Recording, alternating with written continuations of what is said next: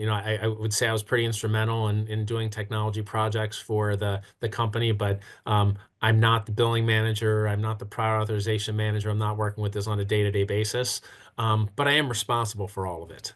And we have a team around here of managers that supervise Gene or that supervise the surgical schedules we have. Like I said before, different entities that care about where things are in a process.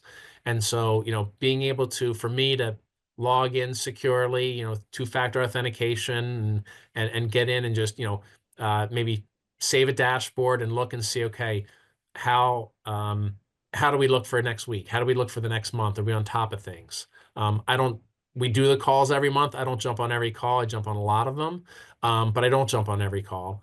But again, being able to share, me to have that insight, managers to have that insight to say, oh, you know what? Hey, Jean's going to be out for a few weeks on vacation or, has something coming up and she might be on FMLA or, something like that in theory.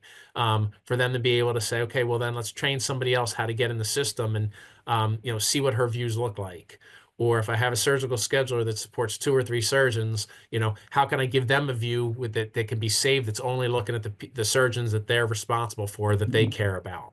And if they're covering for another one of their teammates, it's a surgical scheduler who's on vacation next week that also supports 2 different, surgeons, how can she just, go into that person's and not profile, but log into herself, but change the view to look at those 2 surgeons and see if there's anything that she needs to kind of deal with, while she's covering for her teammate.